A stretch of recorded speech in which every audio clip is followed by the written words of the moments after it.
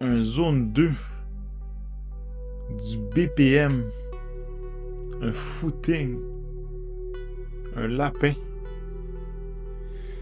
Un lapin. Tu fais partie de la communauté de la course à pied. Il y a plusieurs termes techniques que tu n'as aucune idée de ce que ça veut dire. C'est comme du chinois. C'est tout à fait normal. T'es pas tout seul. On va tout démystifier ça ensemble aujourd'hui. Donc, premièrement, c'est quoi du D+? Le D+, en fait, c'est simplement la somme du dénivelé positif que tu vas avoir pendant une course. Donc, si tu as couru un marathon avec un D+ de 150 mètres, c'est-à-dire que si on calcule tout le dénivelé positif de ton marathon, on arrive à 150 mètres. C'est ça que ça veut dire D+. Donc, généralement, les coureurs sur route ont horreur du D+. C'est une difficulté supplémentaire ajoutée à la course. C'est quoi des BPM? Les BPM, c'est des battements de cœur par minute. C'est ça que ça signifie. C'est ta fréquence cardiaque. Donc, habituellement, plus tu vas vite, plus tes BPM sont élevés. C'est quoi un pace? Le pace, dans le fond, c'est la façon de désigner ta vitesse en course à pied. Donc, si tu as fait un 5 km en 30 minutes, ça signifie que tu as couru en moyenne chaque kilomètre à une vitesse de 6 minutes par kilomètre. Donc, ton pace, ça va être 6. On va souvent l'exprimer en minutes par kilomètre. C'est ça un pace. Donc, c'est la vitesse de course. C'est quoi un fartlek? Un fartlek, ça signifie en suédois jeu de vitesse. Donc, c'est un entraînement qu'on va faire souvent en course à pied dans lequel on va varier les intensités. On va aller plus vite, on va aller plus lent. Donc, c'est ça un fartlek. Une autre expression qu'on va utiliser souvent en course à pied, c'est le zone 2. Le zone 2, ça signifie simplement, c'est une fréquence cardiaque de basse intensité. Donc, c'est une vitesse à laquelle tu vas courir et tu es capable de parler en même temps. Tu n'es pas essoufflé habituellement quand tu es en zone 2. La fréquence cardiaque, ça va être entre 137 et 151 BPM, battements de cœur par minute, comme je viens d'expliquer. Qu'est-ce qu'on entend souvent aussi? On va entendre stride. 5 km plus stride.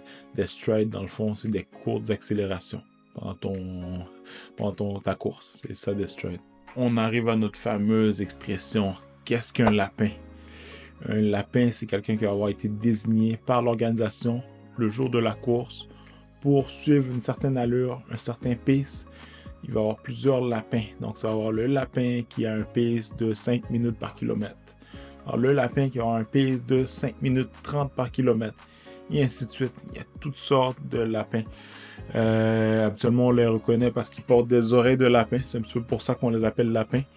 Et ils sont souvent entourés de beaucoup de monde autour d'eux. Les gens qui veulent arriver à accomplir leur objectif.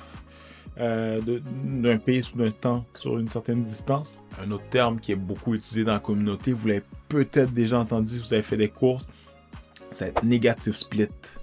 Negative split, ça signifie tout simplement que tu as terminé la deuxième partie de la course plus rapidement que la première portion de la course. Simplement ça. Donc un positive split, ça va être la même chose, mais ça va être l'inverse. Donc tu vas recommencer la course plus rapidement et tu vas terminer la course plus lentement. Ça, c'est un positive split. Généralement, les coureurs visent à faire un negative split. C'est la façon la plus efficace de gérer la course. Un petit negative split. Donc, légèrement plus rapide la deuxième partie que la première. C'est comme ça qu'une course idéale se produit habituellement. Un autre terme qu'on va utiliser de temps en temps ou qu'on peut voir des fois sur des fiches, c'est DNF. Ça signifie en anglais « did not finish ». Donc, ça signifie que tu n'as pas terminé ta course for some reason. Tu t'es évanoui pendant la course ou bien tu n'en pouvais plus, tu n'as pas pu compléter à distance. Tu vas avoir un DNF et tu n'auras pas de médaille. Tu n'as pas pu compléter malheureusement.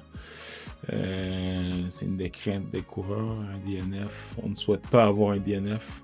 Ça arrive à tout le monde. Ça arrive à Kipchoge aux Olympiques.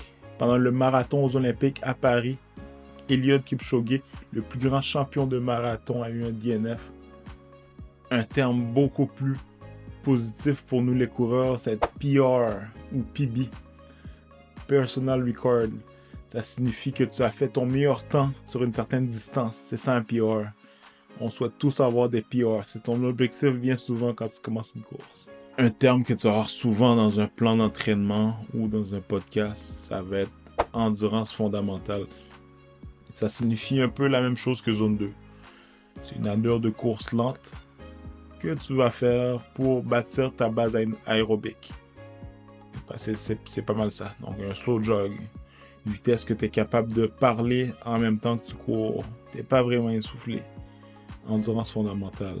Un autre terme qu'on va voir souvent dans un plan d'entraînement, c'est du fractionné.